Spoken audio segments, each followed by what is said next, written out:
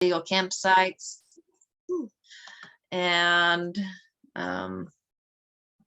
let's see, let me get back to that slide. Remove illegal campsites, keep campsites that are too close to water. Take them away from too close to water, and disguise campsites that are on archaeological sites. It was really fun work and really incredible. You get to see so much and learn and hike, get paid to hike for a living, and that's really an amazing, rewarding experience. At some point, you know, I learned that after working, you know, season to season, you know, it's fun traveling.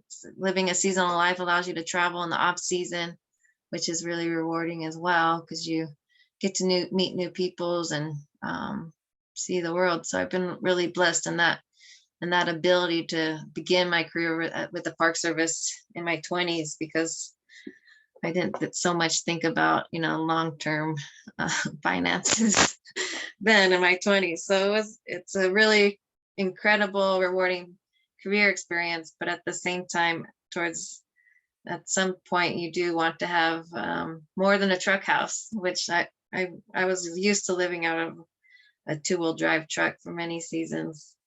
But because of that, I wanted more voice, and having, you know, working for seasonally doesn't allow you much opportunity to have a voice into what type of projects are designed. So I went to UC Santa Cruz out of high school and got my bachelor's in environmental studies and economics, and was really active in school. And then after 7 seasons, I decided to return to graduate school so that I could further have more voice in implementing projects that are important to me and people like me, which seek to restore native plants for cultural uses. So I attended Humboldt State University and graduated with a Master's of Science in Natural Resource Management in 2019. Okay, I see. Oh, sign in sheet. This picture is of me on top of Mount Dana, where I helped restore further hiking trails into one main trail, and walked up every day almost to the top of the mountain and through giant rocks to cover up the trails. I was really fit, and it was really great work and extremely tiring, but rewarding.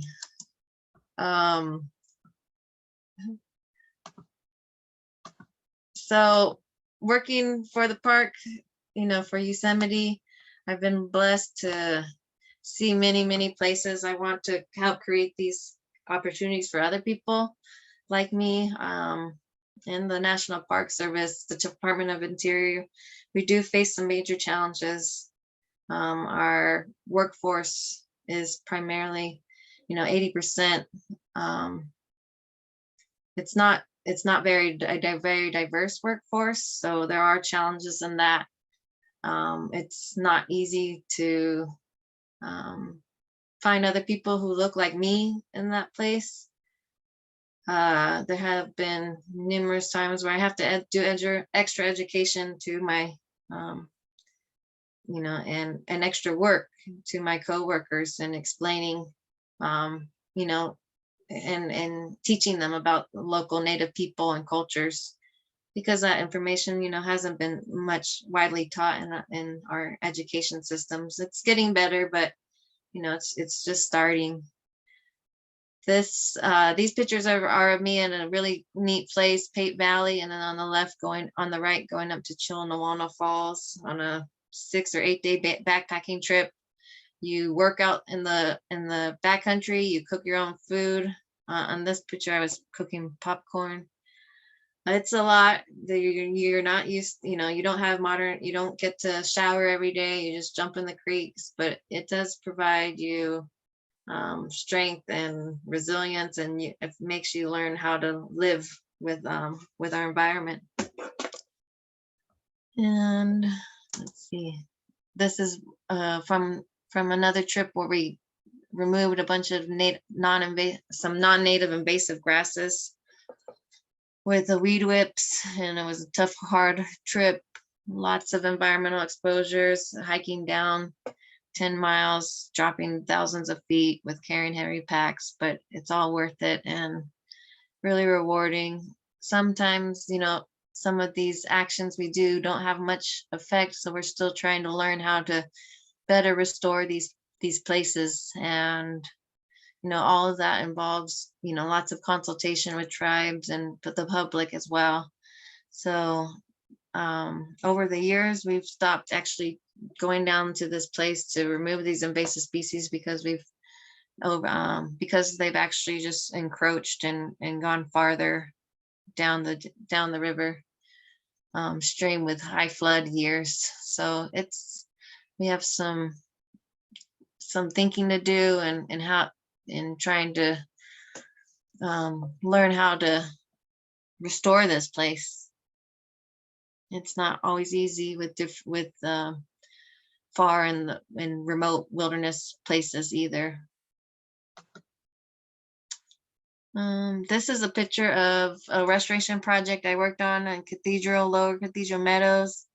I was lucky enough to live out here for a few summers and work to restore these trails. I don't know if you could see my mouse. There were up to 11 deep trail ruts and across this meadow, and we removed them in order to have the meadow less fragmentation in the meadow, so that plants aren't and animals, endangered Yosemite toads or yellow-legged frogs don't get stuck in the trail ruts, and it just helps promote habitat connectivity. So it's a really neat project, and of course my schooling helped me with access to applying for this job and having the background to work here in this place. So I definitely if you're interested in this type of work, I just say, go after those biological science degrees if you want to be working outside. If your interests are with wildlife, start that career path now. The sooner the better. If you are at all, excited about this career, it's best to start early, because it is tough on your body, and it can be mentally challenging as well too. But when you're young, you're more resilient and able to cope with living in extreme places, environments. This was my tent, my home, and that was neat, and I'm so blessed to been able to call that place my home for a couple seasons. It was a really neat experience living with 4 other people out there, but at times very challenging as well. When people aren't excited to be there and don't want to be there, it can make it tough to live in a crew environment. So having those skills to be pleasant and try to get along with people is really important, because you're at the end of the day, you have to get along with the people you work with, because you live with them as well, and you don't have much time away. I mean, you get to walk away from people at the end of the day and stuff, but it's a different type of work for sure. You don't get to go home to your own home. You live very much in a community setting, and on the weekends, sometimes your home is just your truck house too. So there are many sacrifices you make in this career path as well. We are definitely public servants, dedicate a lot of our time to really protecting these places that we all find so special and treasure. And that's a picture of me when I was around 23 or 24 maybe, in Cathedral, and it was really cold at near 10,000 feet above the fire line, so no campfires were allowed. So we just cooked by backpacking stoves.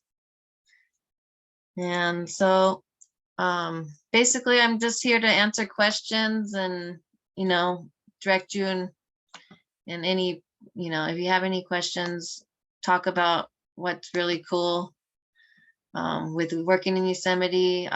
Louis sent me some questions in December.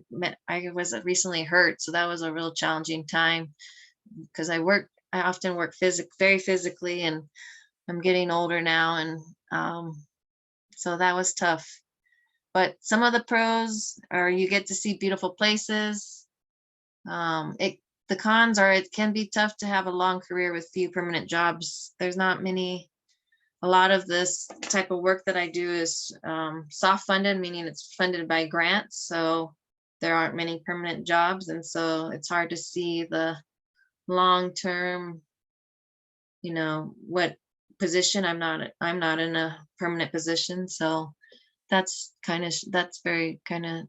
tough for me right now to think about where I see myself in a few years. But I'm working hard and trying to bring back things that are needed to our national parks. We have a lot of work to do, and yeah, it's neat. Is there anything fun you would like to share with the group? I would say, if when you do visit our national parks, our public lands, just visit responsibly. Try to do a little research beforehand so that so you don't act like a nincompoop. I often see so many visitors come and just not have any idea, show up totally unprepared, and end up having a hard time navigating around. So it doesn't look good. You look totally unprepared, and sometimes people do make impacts, and I would just say, follow the rules to the best that you can. Just do some research, learn about the place so that you know a little something so that you're educated. Yeah.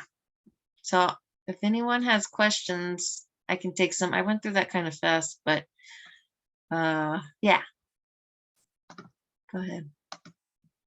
What is the hardest aspect of being a park ranger? Let me stop my share. Hardest aspect of being a park ranger? I think sometimes for me personally, it's working in a place that's not very diverse in terms of my workforce. I went to school in a very diverse, and diverse environment. And so you get to know people of all kinds of people. But when you return to the parks, oftentimes you could be a minority again. So that makes it tough, and having to explain the importance of why these opportunities should be allowed for everyone. So that makes it tough. We're working on that, but it is a constant challenge to me as well, because it doesn't feel good to just be a token sometimes. Yeah. On average, how many miles do you hike a day? Well, I used to hike more. Now I have more office duties, or, when summer picks up, I'll be outside more, but it could be a couple miles a day. But back in the day for those wilderness restoration jobs, it was anywhere from, let's see, 7 to 12 to 15 miles a day, sometimes longer, carrying heavy packs. Yeah, it was extreme and fun. So I definitely was at my strongest and felt and loved it, and it was good for me. How heavy was your backpack, and how light could you make your backpack? My backpack was usually, oh man, sometimes it was at its heaviest 65 to 70 pounds, and at the lightest, I don't know, 50, because you have to carry group gear, your own gear, you have to be prepared for the elements. So it adds up. Foods, you could try to go lighter with food, but if you want to eat like deliciously. How long were those trips for like the 50-pound packs? 6, 7, 8 days trips. Oh, that's pretty good, actually. Yeah, yeah, that's good. Yeah. So How do you get your food while camping for long periods of time? You carry it. Or if you're in the far backcountry, sometimes trail crews get staged for months at a time and they get resupplied with stock horses and mules. So they do a lot of our heavy lifting as well. A lot of the actually the stock impact is from our own uses, from Park Service's own use to maintain the trails and restore impacted areas. Yeah. What is on average how many so does anyone have an interest of working for the Park Service or the Forest Service? I know, it's not easy. Not many people are very lucky to have the opportunity to go to the park like I was. I basically would go on, was blessed to be able to go on my weekends or often for ceremonies and things like that. So I know it's not common, but yeah. Michael says he loves nature. That's why I do it too. I love nature, and it is healing. And this work, doing this work, it is love, when it does feel good. So that's why I do it, even though it can be hard. I noticed you were talking about some entry-level internships right out of high school. What are some of those, some examples that some of our kids could get into? Yes, I would definitely look. I'm going to type in the chat so you guys know. Student Conservation Association. They often provide They provide stipends, educational awards too. So if you are pursuing a career or going to school after high school, and it doesn't have to be straight to university. There's other pathways too through community college that have these opportunities to get into the field as well. But definitely a degree does help get your foot in the door, and then also taking on these internships like Student Conservation Association. But if you're not trying to go straight to university, there's also California Conservation Corps, and that doesn't require a degree. I'm working on creating an Indigenous Youth Conservation Corps because there's new funding being sent down from up above to create these to try to increase our diversity of our workforce and apply afford opportunities to people who have been historically excluded from these roles. So yeah, I thought I spelled California wrong. California Conservation Corps. There's what was the hardest project you were sent on? I would say, there's definitely hard projects like climbing up 13,000-foot mountain to go throw rocks on was tough. But once I started moving up in my career, I became the crew lead. And so that's also a challenging job because you work on the crew and you've been working on this crew with your coworkers. And then they all of a sudden have to be you have to respond to their needs and lead them. And so that is also very challenging and have to help them when they get hurt and with their mental health too. So that was a difficult role and learning how to step into that. What is the average salary? Yeah, it's not much. A lot of these, well, it depends. If you do wage grade, which is just basically physical labor, the salaries are pretty all right, considering the fact that you live in the national park. They range from like $24 an hour to $20 an hour for beginning.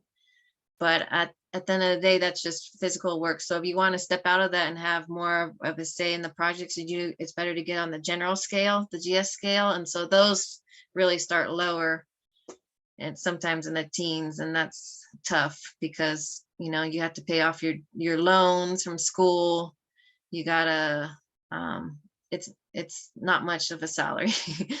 It's really, this is about public service really at the end of the day. So that's what's also troubling for a lot of people to get others, in these roles, because it doesn't make it easy for people who have to take care of their families or have, other duties. A lot of my coworkers don't really understand that. And I've definitely had to assist my parents in my life with finances. So, yeah, but the wage grade, if you're just trying to be a laborer, that's pretty good. And then of course the housing costs are pretty low. You live in a tent, so you save. You don't really spend much on housing at all during the summer, so that allows you to kind of stockpile. And as long as you learn how to live, pretty economically, you do save. So that helps. But it goes when you start traveling. But that is also a good thing too. Are there volunteer events? Yeah. Volunteer. I mean, our parks are constantly asking for volunteers. Normally we're trying to actually increase our applicant pool too for volunteers, because often our volunteers come from a certain demographics where it allows them the time off to be able to volunteer. But I definitely recommend looking into opportunities like volunteer.org I could send you these links afterwards too. But there are ways to volunteer in our parks and have housing. There's lots of programs out there right now, so look into it. Email or call the parks to see how you can step into these opportunities. There's, we need volunteers for all kinds of things, for archiving, for helping with restoration, for helping with really busy days in the parks with visitor education and all that. How long is a work season? Work seasons usually go from May to November, but the seasons are kind of starting to change now. So sometimes they last even to December, but in general, they're about 6 months or so, 6 or 7 months. Yeah. And so it's a good amount of time. And yeah.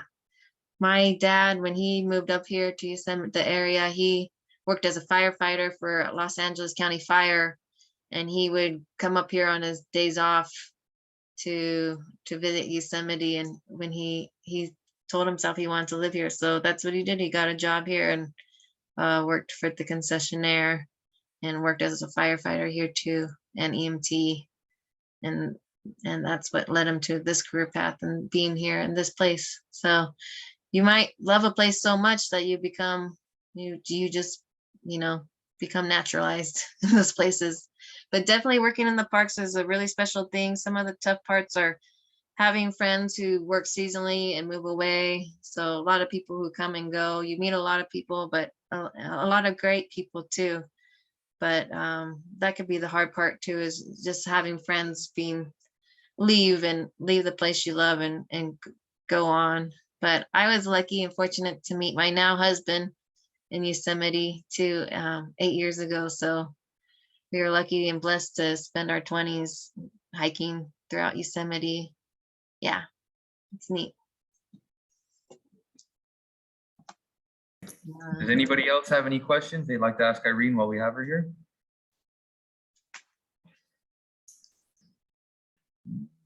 Sounds like everyone's good.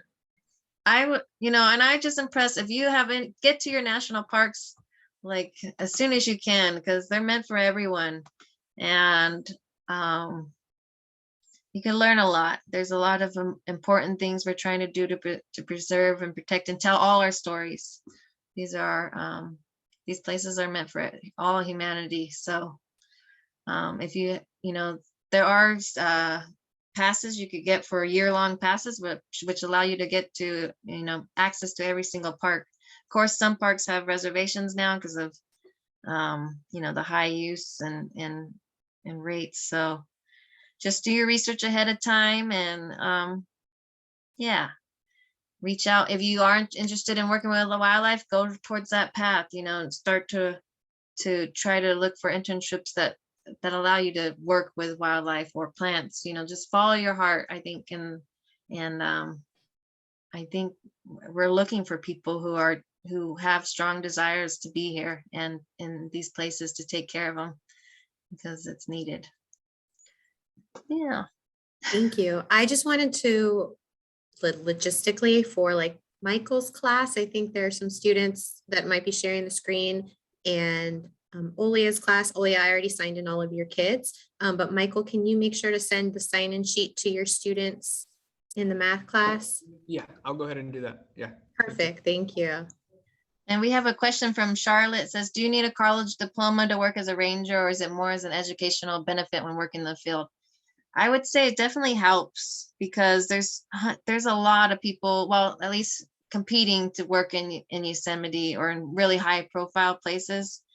But it definitely helps to have some skills. It shows the work, the hiring managers, that you've completed something beyond, basic high school. It shows that you're dedicated to this career path. So it is, it's not always needed, and for some jobs or in some parts of the parks, but it can definitely benefit you in applying to certain positions. And some positions do require it. I'd say start with looking on USA Jobs. That's how jobs.gov, that's the way that you go about applying for any job with the federal government, if it's whether it's Forest Service, Park Service, USDA, U.S. Department of Agriculture. Just create a profile and look through. They even have a resume builder on that website, and make sure you don't lose your password or your username, because that stays with you for life. That profile, it's really tough. You got to keep your phone number associated. There are ways if you change your phone number to change your profile, but it's difficult. So they don't make it easy. But and for our Department of Interior jobs, U.S. Park Service jobs, our resumes are totally tailored different than other resumes. For our resumes, they want to know every single job you did and the exact things you did, whether if you monitor transects, what tools, what procedures did you use. It's quite amazing. It's like our resumes are my resume is like 14 pages long now, so it's a different type of resume for working for the federal government. And so just know that it's when you go towards different careers, you're going to have to tailor yourself to these different paths and what people are looking for. So as far as I know, the federal government isn't trying to change their requirements for what is presented on resumes. They want to know everything you've done in that job, and match it with what the questionnaire, when you apply, and make sure your resume fits what the questionnaire says. Then there's people you can reach out to in the Park Service or federal hiring, in the Forest Service, about increasing your chances with trying to get past the initial questionnaire. But it's definitely tricky. So knowing some little insights or people who work for the Park Service, they can definitely help you in at least getting past that initial questionnaire, which oftentimes you're competing against all kinds of people who, some people aren't very qualified, but they just answered the question a little different than you, and so that now they're more qualified than you are. So knowing those little insider tips are really beneficial. Yeah.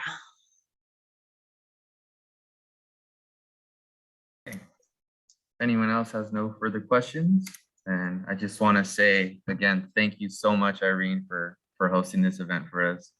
We got a lot of kids with genuine interest in this path, and it was an absolute pleasure having you speak to them. So Thanks.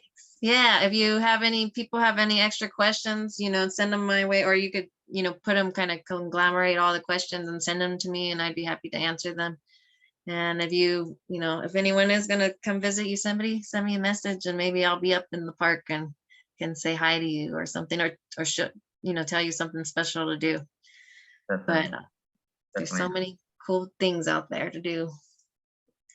Cool. And I look forward to seeing you next month in Yosemite. Yeah. Yeah. See you. That'd be fun, and show you some good stuff. Awesome. Well, again, thank you so much. And it was a pleasure having you. And I hope you have a great rest of your day. And thank you to all students and staff that have participated. Thank you, everybody. We appreciate you. Yeah. Go visit your national parks. All right. Take care. Have a good day. Bye. Thank you.